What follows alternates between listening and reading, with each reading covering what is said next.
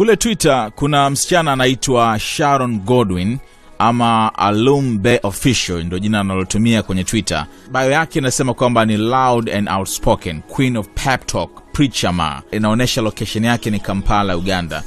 Ana followers zaidi ya 37, lakini naona anaongelea zaidi masuala ya Nigeria. Sijui ni kwa sababu gani. Sasa huyu msichana ametweet hivi karibuni tweet ambayo inasema Diamond Platnumz is the biggest artist in Africa, greater than even the African giant, but this continent is not yet ready for that talk.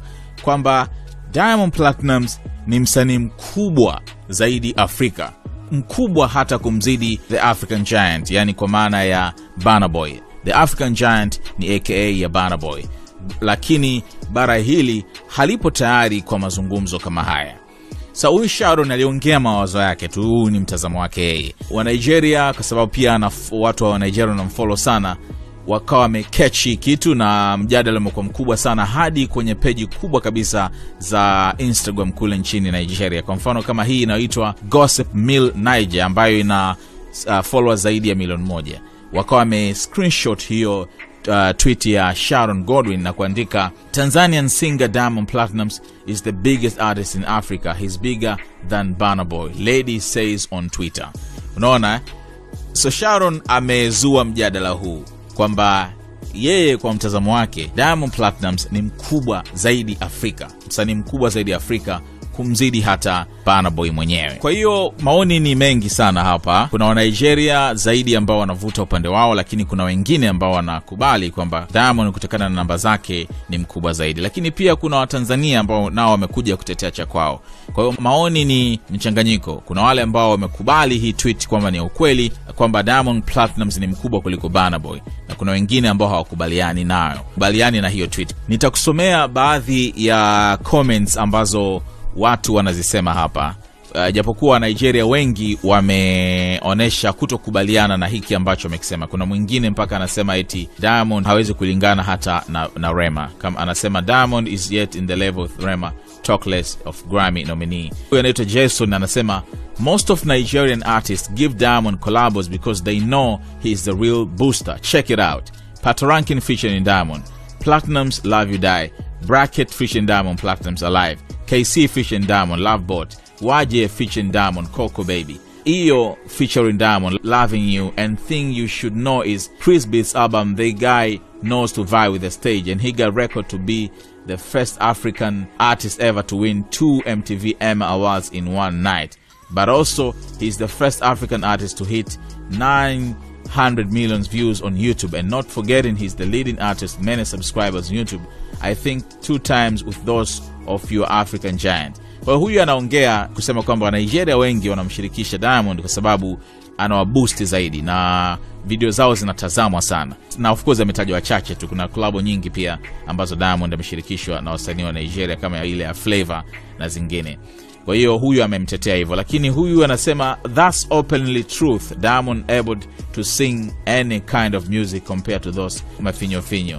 Sijui ni mafinyo ni, lakini yeye anachozungumza hapa ni kwamba huo ni ukweli. Diamond anaweza kuimba aina nyingi ya muziki tofauti na wasanii wengine. Huyu anasema Diamond is the real deal, ask FIFA and CAF, they will tell you who is Simba Babalao. Lakini huyu hapa amekaa katikati anasema we are one Africa, we keep on doing good music and making the continent proud. Kwamba Afrika ni moja na tunaendelea kufanya muziki mzuri wa kuifanya Afrika iweze kushine zaidi, ama iweze kujivunia. Huyu hapa anasema we have at least 10 artists that are better than Diamond. Ni Nigeria pia huyu anasema kwamba kwao na wasanii zaidi ya 10 ambao ni wakubwa kuliko Diamond. Huu ni mjadala mrefu mzito pia, kama ambavyo umeona kwenye hiyo page ya Instagram ya Nigeria, jinsi ambavyo watu wanavutana. Mara nyingi sana ni ngumu kuweza kupata suluhu kwa sababu wote ni wasanii wakubwa, kila mmoja ameweza kufanya mambo makubwa kwa namna yake. Japo kwa rank, kwa maana nani alianza kufahamika, Diamond Platnumz alianza kufahamika kabla yake. Na ndio maana ukiangalia tuzo, kuna baadhi ya tuzo ambazo Diamond alizishinda ambazo ni kubwa za Afrika nzima, paka hazipo sasa hivi tena, hazifanyiki. Na wakati zinafanyika Burna Boy hakuwa anafahamika kihivyo. Kwa hiyo Diamond amekula chumvi nyingi sana na kufahamika Afrika kumzidi Burna Boy, lakini ikatokea hapa katikati Burna Boy akafanikiwa zaidi kwa maana ya kutoa nyimbo zikawa kubwa, kolabo ambazo akaanza kuitwa na watu wakubwa. Kwa hiyo kwa kuangalia hivyo kwa haraka unaweza ukasahau kile ambacho Diamond amekifanya. Kwa mfano yeye Burna Boy mpaka kutajwa kuwania tuzo ya Grammy, na mara nyingi sana Grammy nomination huwa ni kubwa mno kiasi ambacho sometimes inatosha kabisa mtu kumuona ni msanii mkubwa hata kama ni wa kawaida, lakini haimaanishi kwamba mtu ambaye hajapata tuzo ya Grammy, hajakuwa nominated kwenye Grammy, ni msanii mdogo. Nataka nikuoneshe vitu viwili vikubwa hapa. Kwanza tuangalie upande wa numbers, hasa katika platform ambazo zipo wazi, ambako ni rahisi zaidi kuona nani ana namba kubwa kuliko mwenzie. Kwa upande wa YouTube kwa mfano, Burna Boy ana subscribers 1,100,000 na 100,000 kama na 10,000 hivi, na ana views zaidi ya 485,000. Halafu Diamond Platnumz ana subscribers 300,000 na 500,000 kama na 20,000 hivi. Kwa hiyo ni mara mbili ya Burna Boy. Lakini kingine ni kwamba account ya Diamond Platnumz imekuwepo muda mrefu kwa sababu ameanza muziki kabla ya Burna Boy, au kabla ya Burna Boy kufahamika kama ambavyo Diamond alikuwa anafahamika. Kwa hiyo channel yake imekuwepo kwa muda, lakini na vile views ambazo ni jumla views katika channel ya Diamond ya YouTube ni 968,000. Kwa hiyo kwa muda mfupi hivi karibuni tu anaweza akawa msanii ambaye ana views 1,000,000,000 kwenye channel yake ya YouTube. Kwa hiyo hapo tayari unaona kwamba namba za Diamond ni kubwa zaidi kuliko Burna Boy. Kwa upande wa tuzo, Diamond ana tuzo nyingi zaidi kumzidi Burna Boy, na zile tuzo kubwa ambazo ni za kimataifa. Kwa mfano unaona kwamba Diamond amewahi kushinda tuzo 3 za Channel O Music Video Awards mwaka 2014, ambapo alishinda Most Gifted Newcomer, Most Gifted East, Most Gifted Afro Pop, tuzo 3 kwa mpigo. Tuzo nyingine ambayo ni ya kimataifa ambayo inajumuisha Afrika nzima ni hii ambayo inaitwa The Future Africa Awards, ambapo alishinda mwaka 2014. Kuna nyingine hii kubwa zaidi ya MTV Europe Music Awards, Worldwide Act Africa and India. Kwa hiyo alishinda 2 kwa mpigo. 2015 hiyo alishinda ya Best African Act pamoja na Worldwide Act Africa/India. Kwa hiyo tuzo 2 za MTV Europe Awards alishinda mwaka 2015. Alafu MTV Africa Music Awards, MTV Mama, ameshinda ya Best Live Act ya 2015, lakini ametajwa pia kwenye zingine kama 7. BET Awards ametajwa mara 2, katajwa 2014 katika kipengele cha Best International Act Africa, na 2016 kipengele hicho pia alitajwa, na zingine hizi ambazo ni tuzo za Freema, ambapo ameshinda 1 ya Best Live Act ya mwaka 2019.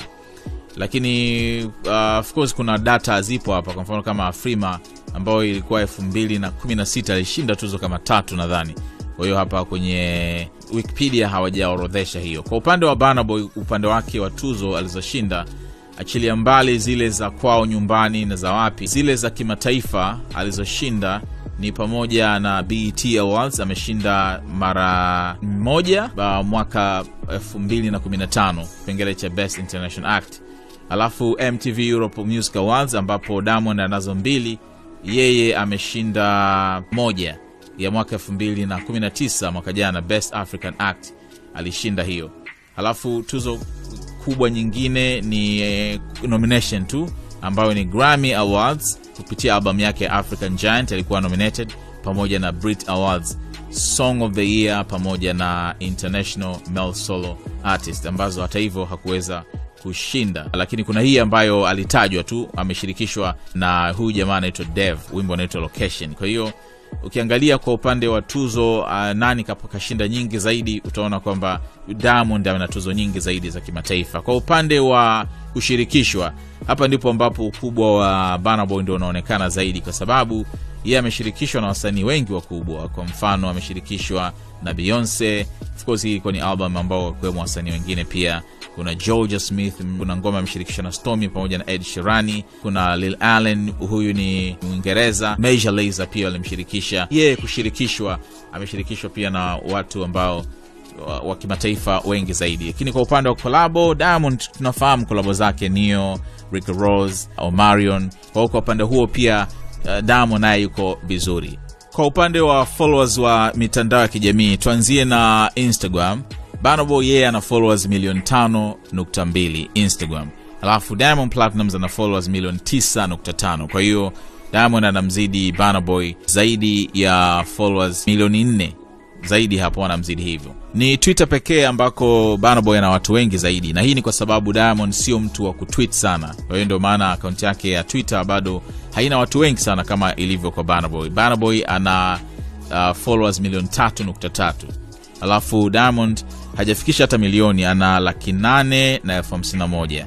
Kwa hiyo unaona, na hii ni kwa sababu sio mtu wa kutweet sana, ana repost zaidi pia hivi vitu vya matangazo kama ya Party Match ambayo ni sponsor wake. Angekuwa ni mtu wa kutweet zaidi kama wanavyofanya kina Burna Boy, kina Wizkid, kina Davido, angekuwa na watu wengi pia huko Twitter.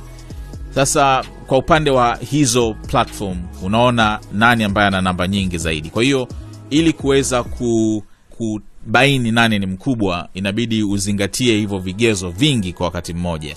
Then ukishavikusanya hivyo vyote, na hapa nimeweka vichache, unapata jibu la nani ambaye anaweza kawa ni mkubwa zaidi. Kwa hiyo nikuachie wewe sasa uniambie wewe unahisi nani ni mkubwa kwa hizi numbers ambazo nimesema. Mimi nitakuwa wazi tu kusema kwamba Diamond Platnumz ni mkubwa kuliko Burna Boy.